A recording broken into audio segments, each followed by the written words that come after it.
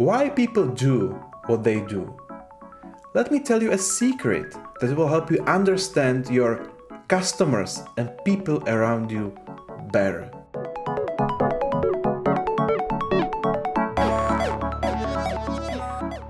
A designer, Justin Farrell, from Stanford D School, shows this picture to his students.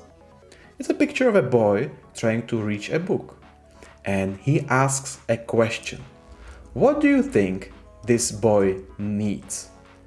And the people in the audience of his trainings and lectures give these answers like, I think maybe he needs a ladder to reach the book, or an adult to help him, or maybe a better bookshelf that will be more accessible to his height.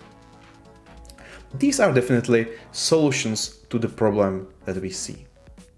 But if you would like to be an innovator, a designer, and really understand what people need, you need to ask a different question. And the question is, why does he need it?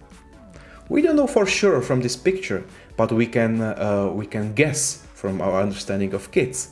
Maybe he wants to give it to his mom, or maybe he wants to read it with dad, or just explore new things.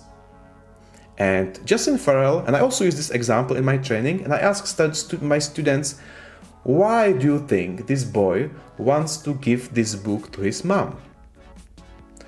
Then I see a few blank faces, and they're thinking really hard, and they say, maybe they would like to feel a joy and pride of helping his mom.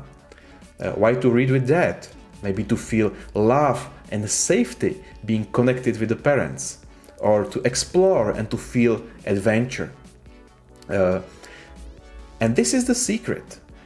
We really need to understand why people need to do it. And every time we ask why several times, we come to emotions. Because the real secret here is everything that people do is to feel in a certain way. We are driven by emotions.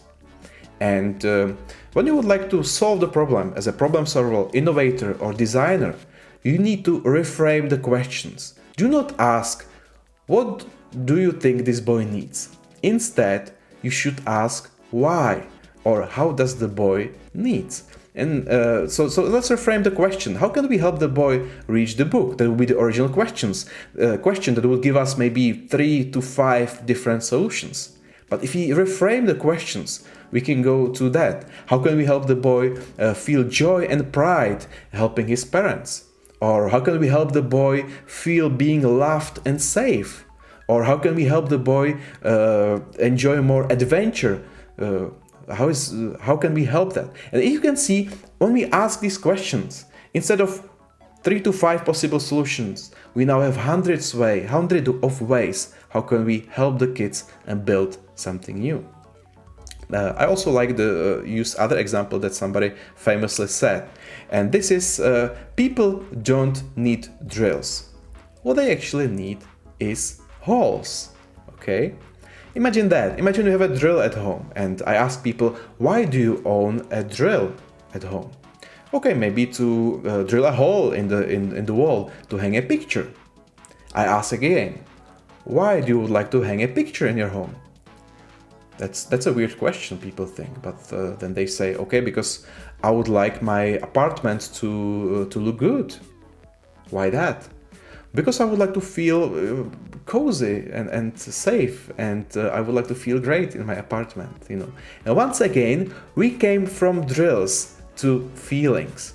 So by asking why several times, we really need to understand what drives people. And the American speaker Tony Robbins says that there are 6 main drivers that drive people in different situations.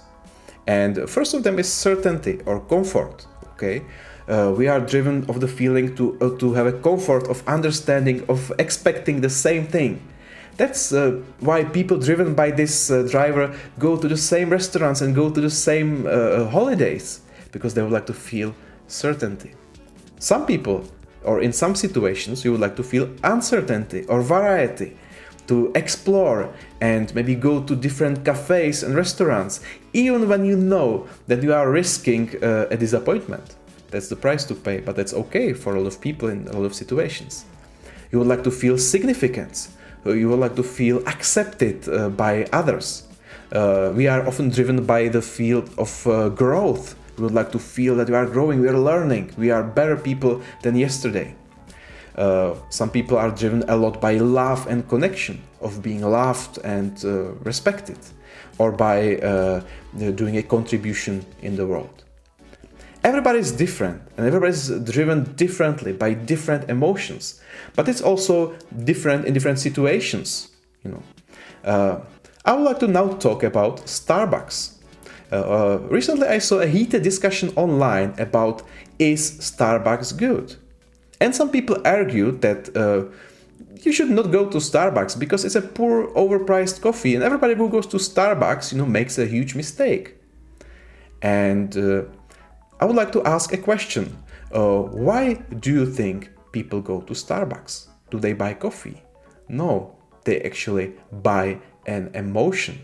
And I really believe that the emotion that, or the driver that Starbucks sell is certainty and comfort.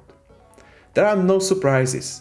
You know that every time you go to Starbucks, the experience will be the same, and this is what you get in every Starbucks everywhere in the world. Same thing. Not the best coffee, not the cheapest coffee, but you get comfort. I also believe that you get a feel of love and connections because the staff at Starbucks is really friendly and smiling, which is not the case in many countries and many other shops. So I like that quite a lot. So that's why I like to go to Starbucks sometimes. So that is important if you like to understand people better, to understand what they do, why they do what they do. And if you like to get a better innovator, better designer, it's good to understand that people are here for emotions. All their decisions are driven by emotions. And I really believe if people understand that more, we will get better innovators, better products, but also I believe that this world will be a better place.